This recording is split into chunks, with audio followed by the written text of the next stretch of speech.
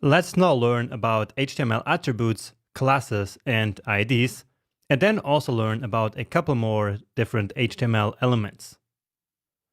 So what are attributes? Well, in HTML, some elements can have attributes, and these attributes basically describe elements. So let's, for example, create a link, and this link will be inside of this paragraph. Okay, so as you already saw, we can nest elements inside one another. For example, this h1 is inside the body, and this p element is also inside the body.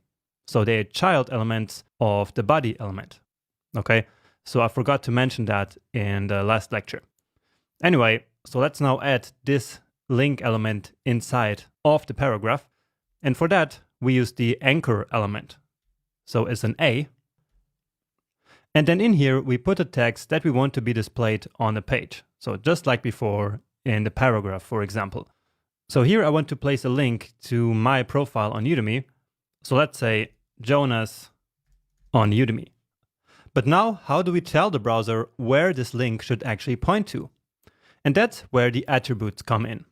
So as I said, we use attributes to describe elements. And in this case, we describe this anchor element using the href attribute. And so href stands for hypertext reference. And so here we put the URL where this link should point to.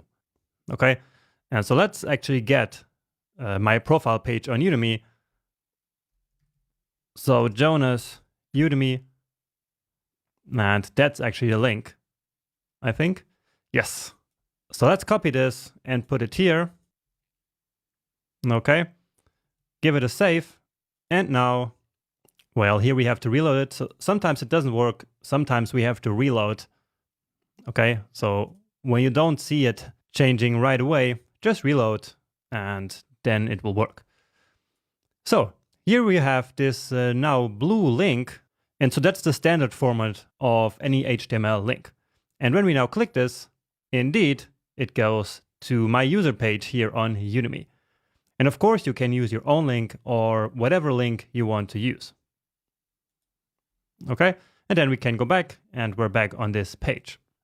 Okay, so that's what we used this href attribute for. We described the anchor element by telling it which URL it should go to whenever we click on the link. Now here on the page, you can actually see that this text here, so this link, is right in line with the previous text. So the text here in this paragraph. That's why we call the anchor element an inline element. Okay, so it flows in line with the rest of the text. Now on the other hand, for example, this h2 element here is a so-called block element. Because as we see here, this heading is not in line with the text of the previous element. It created a new line which only contains this content of this heading, right? So all of this here is this huge block, and so it's a block element, not an inline element. Okay, so we can actually include this link here in a sentence. So let's say you can learn more about it. And then let's say on Udemy. Here we need a space. Okay, and so now this looks like a normal sentence and then with a link in it. And we can even put a period after it. Great, so let's check out another element which needs attributes, which is the image element. So let's do that after this. Some more space here. And for the image, we use the img tag and then the source attribute. And then in here, we can specify any image from the current working folder, or we can also set an image URL. So let's do that. So what I'm doing here is, since we're talking about HTML and CSS on this page, I want to copy this, this image here. Okay, so the image address. So I'm getting the image address here, and now I'm pasting it here. And so this JPEG image is now the source of this image. Okay? And now you see here that with the autosave, it added this closing slash. And that's because the image element does not have a closing tag. It only has an opening tag, which is img, of course. But then we don't have a closing tag. And so we can close this opening tab by the end using this slash here at the end of the tag. But it's actually not mandatory. It works just the same without this one here. Okay? So image doesn't have a closing tag because we don't really put any written content in here. It's not like we say now course image or something and then close the image, right? That would make no sense. And so that's why images don't need the closing tag. Now, if we check it, indeed, here now is the image. Okay, so that's the source attribute. And as you see, different elements have different attributes. So for example, the href attribute is not going to do anything on an image. And the opposite is true for the source attribute. So if we use source here on the anchor element, it's not going to have any effect. And so when you really learn HTML properly, you will then learn exactly which attributes you can use on which elements. But it's actually pretty straightforward and you get used to it pretty quick. Now, there are two very important attributes that we can actually use on all elements and which we can use to identify them. And these are classes and IDs. So we use classes and IDs to essentially name elements so that we can then select them in CSS in order to style them. And actually, we also use IDs and classes to select elements from JavaScript when we do DOM manipulation. So classes and IDs are crucial to identifying elements, and especially classes. And here's how that works. And again, we can add them on any element. So let's add one here to this paragraph. So all we have to do is class, and let's call this one the first. Okay, because it's the first of these two paragraphs. And then here, class. Again, and you guessed it, this one is going to be called second. And we're going to use these in the next lecture to then select the two paragraphs and style them differently. So then according to these classes. Now, as I said, beside classes, we also have IDs. And they work like this. So let's add it here to the image. Let's call it course image, just like this.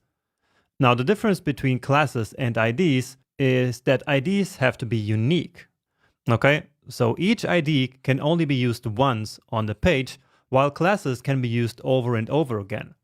So I could have more paragraphs called second, but I could not have another element called course image. All right. In practice, we actually almost never use IDs to style elements or to select them from JavaScript. It's just a better practice to use classes. Okay, and now to finish, let's create an HTML form so that we can use some more attributes. Okay, so let's do that here after the image. And now I will also introduce you to the idea of basically creating boxes. So we want the contents of this form to be in a box. And so there are many ways of creating boxes in HTML. The most generic box is a div. So let's say div, and let's give it a name here using an ID again, just that so we use classes and IDs in different places so that you can learn how to use both. So I'm calling this box here your name because that's what we're going to do in this form. So just an input asking for the user's name, basically. Okay, and here it already closed the element for me. Oh, and maybe you're also noticing that for the names here, so the ID name, but also for class names, in CSS we use the dash to separate two different words. So in JavaScript, we would use camel case, so course, and then like this, right? But the convention in CSS is to write it like this. Of course, it would also work the other way, but this is just a convention.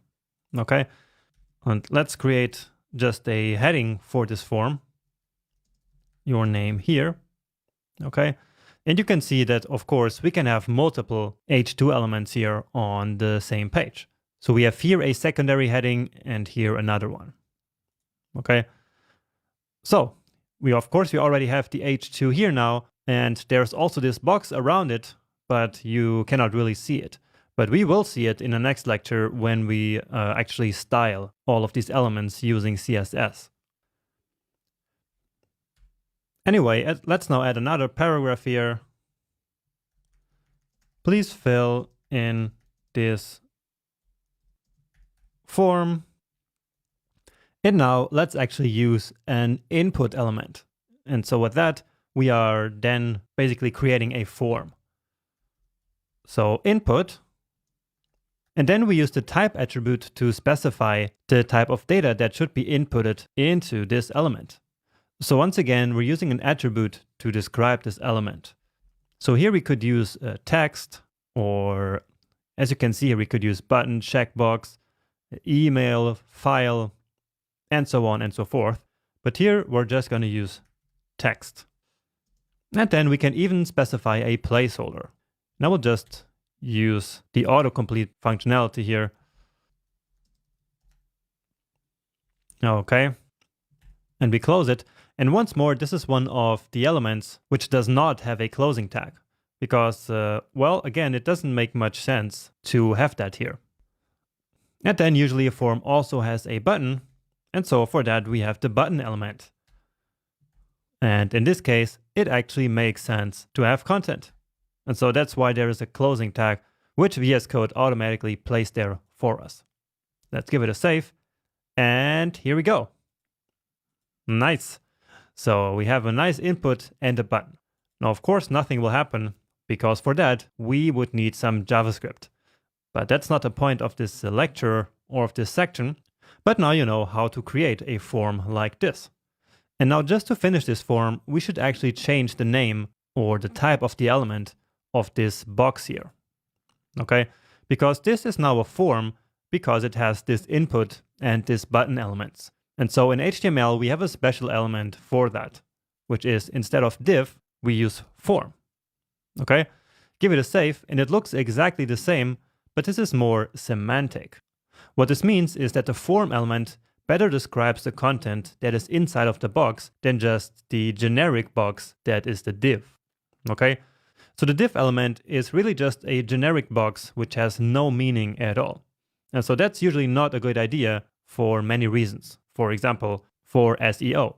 When Google searches your page, it's better if it knows exactly what each element means than just having generic boxes without any meaning at all. Okay? So using the appropriate element according to the content that's in it is the idea of semantic HTML. In this case, we are creating a form here because we have an input and a button, and so we use the form element that HTML gives us just for this purpose. Okay? It looks exactly the same as a div element, but it has meaning, and so it's semantic. Okay, and that's it for this video. In the next one, we're finally gonna style all this using some HTML.